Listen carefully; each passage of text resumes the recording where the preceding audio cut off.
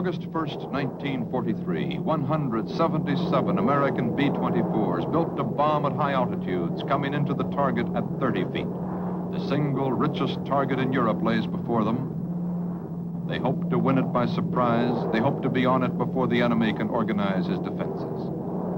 A gamble, a carefully rehearsed blow at the heart of the enemy's war machine. The objective is oil. The Romanian oil field under attack is Ploiesti. Ploiesti is a complex of oil storage depots, refineries, and cracking plants. It is the richest target in all Europe because it supplies 1/3 of the oil needed by the German war machine. We must destroy this target. A modern army does not travel on its belly, it travels on petroleum. Ploiesti powers the German army.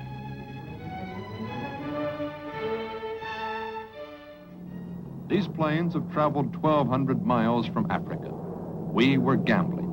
We didn't have the strength for a major attack. Perhaps a sudden raid, a thrust with a light force would win Ploiesti with a single blow. But navigation at a low altitude is difficult, and something went wrong. The first group had reached this point 1/2 hour before it was due over Ploiesti. The run-up to the target was to begin here at Ploiesti. But the lead group made a navigational error and turned short at this point. And unfortunately, it began a run on Bucharest. Bucharest was the headquarters of the German Air Defense Command.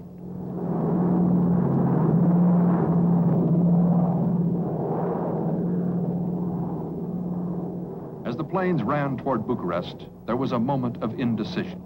Then radio silence was broken and the lead plane was informed of its error. The group was approaching the outskirts of the city. The element of surprise was lost. The Germans were warned. Only one target in the area was worth the effort, Ploiesti. The Germans sounded the alert. It was answered not by second-rate Romanian flyers, but by some of the best pilots in the Luftwaffe. The German anti-aircraft artillery moved into action. All surprise was lost. German flak was waiting and ready. The first wave belatedly turned towards Ploiesti and approached from the most heavily defended direction.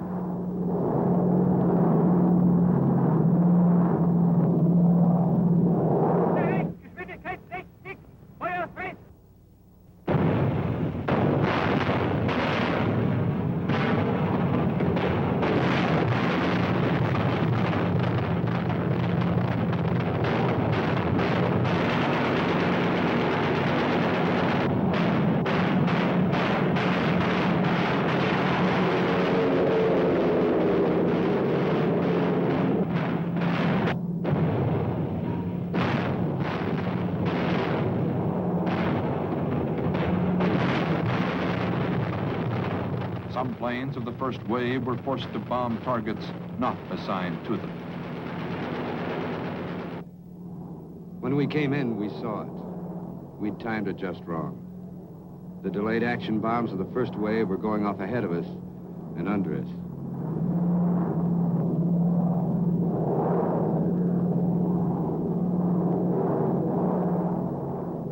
We went out after targets and hit them on the button.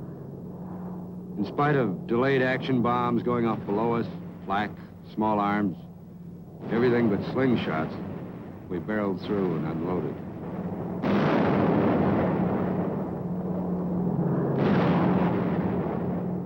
Twelve of my outfit went into the smoke.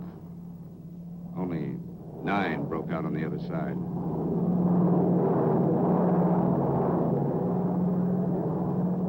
A B-24 will climb on 3 engines and limp on 2. When you have to feather one of the propellers, that's a sign you're already crippled.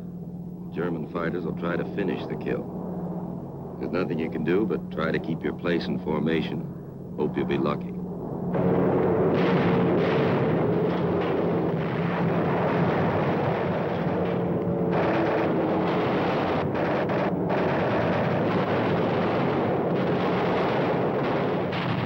4-engine planes are American.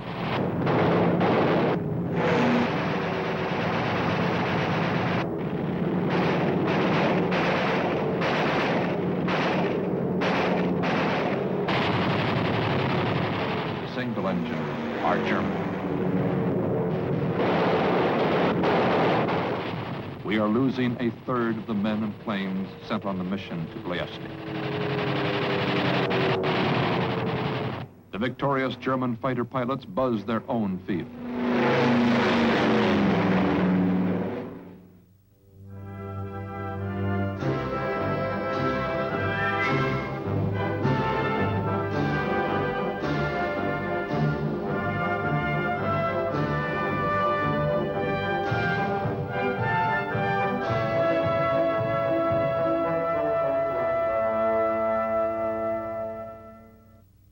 Although we lost the element of surprise, although we suffered heavy losses, although some bombs fell wide of the target, still American bombers destroyed 40% of the cracking capacity at Ploiesti.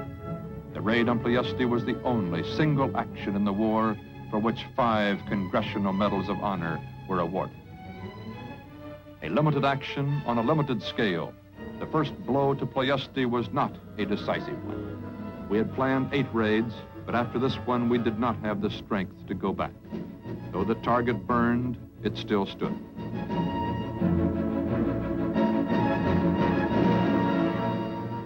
The Germans marched 10,000 slave laborers into the oil fields and began rebuilding Ploiesti immediately.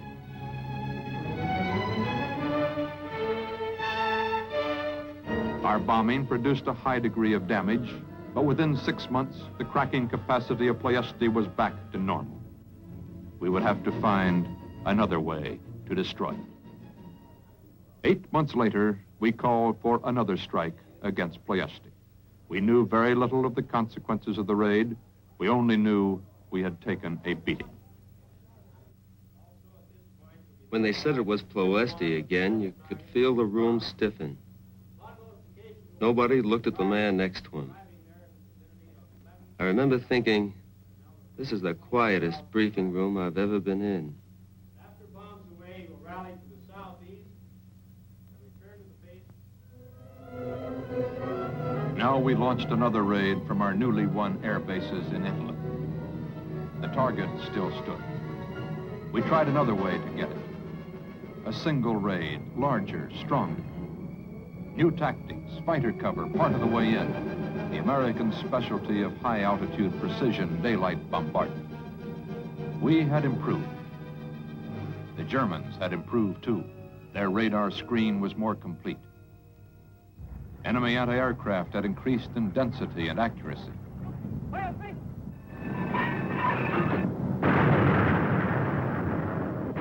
Enemy fighter strength had risen considerably.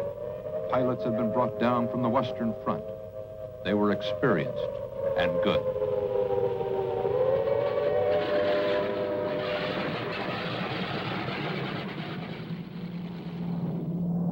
We went to Ploiesti flying into the rising sun.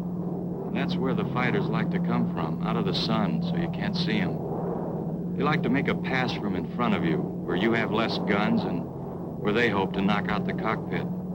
This day, about 250 jumped us. This is a B-17 under attack. Its left wing tank is on fire.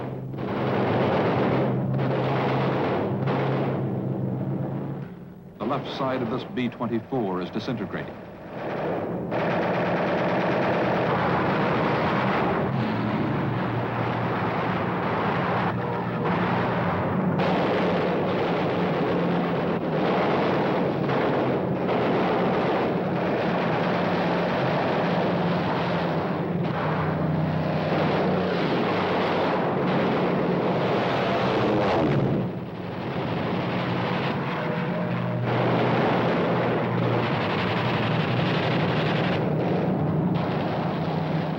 The tail surface of this B-17 has been shot away.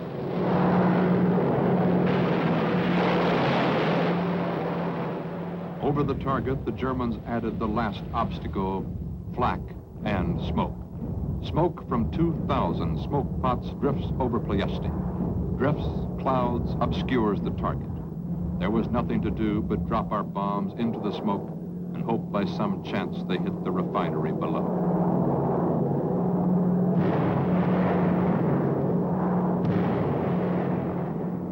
As the smoke blew away, the flyers saw that they had sent many of their bombs into the fields and farms surrounding the oil refineries. Though the target burned, it still stood. We would have to find yet another way to destroy it. We had to get under the smoke. We went back to the tactics of the first raid, back to low-level bombing and a surprise attack. But instead of heavy bombers, we would try to do it with fighters. P-38s with 1,000-pound bombs strapped below a wing. They buzzed the Balkans, climbed for altitude.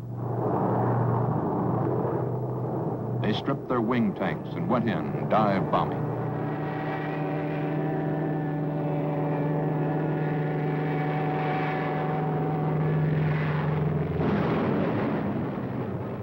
Ploiesti burned, but 30% of the planes did not come back, and the target still stood. Ploiesti stood and shipped its oil to the German fighting machine. If we wanted this target, we had to find still another way to get it. We had to find another way to use air power. In June 1944, the decision was made. We would make oil the primary target of the Air Force. Not by sneak raids or one-time shots, but by mounting a siege. Only in this way could such an extensive target be destroyed. We would mount whatever planes we had and fly day after day over the oil refineries. Now we went out in strength, knowing the Germans waited in strength. We would take what we had to take from flak.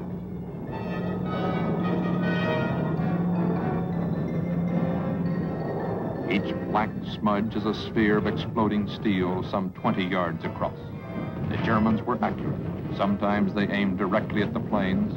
Sometimes they threw up a box barrage and let the planes fly into it.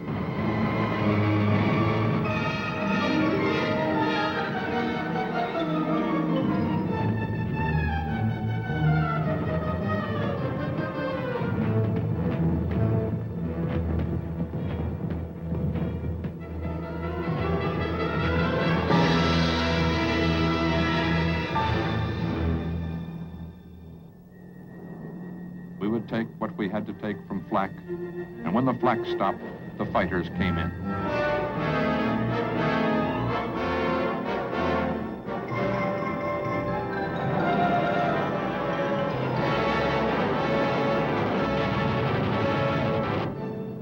This B-17 is out of control and on fire within the fuselage. It starts to spin in and then explodes. No parachutes.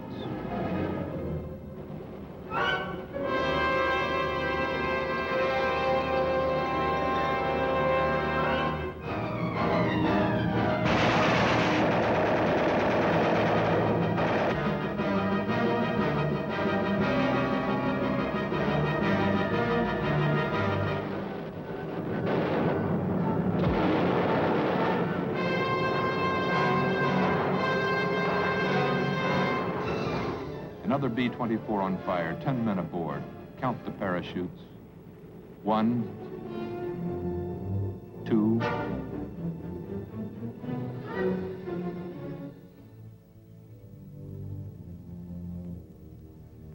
We would take what we had to take and give what we had to give.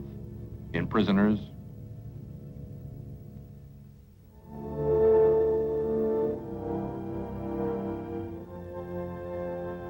in broken airplanes,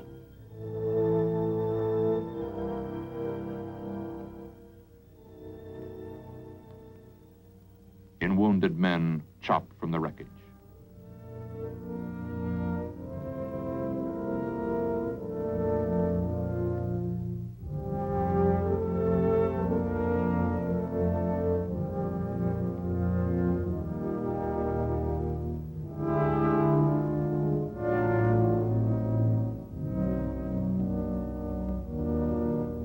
Men took what they had to take.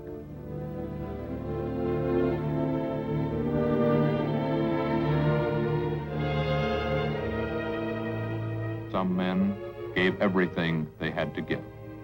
It was expensive, but Ploiesti was toppling.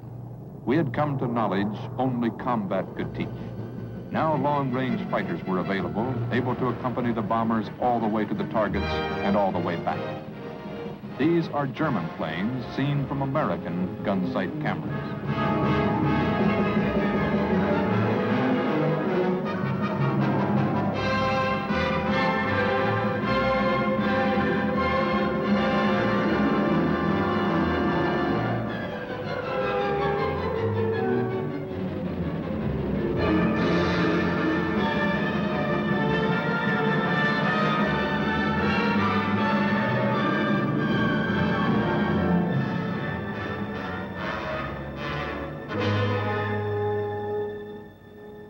Now a perfected radar bomb sight could see the ground through the smoke.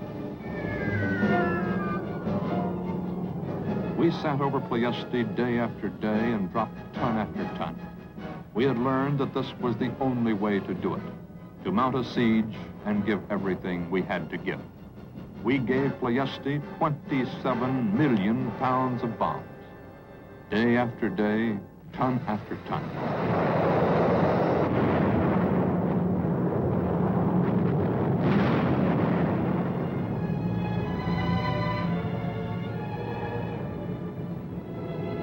A year and a fortnight after the first raid, Ploiesti lay useless and prone. It burned for the last time. When this oil field stopped production, the German war machine began to run down. The death of the oil fields was, by German admission, the most powerful blow struck by the Air Force.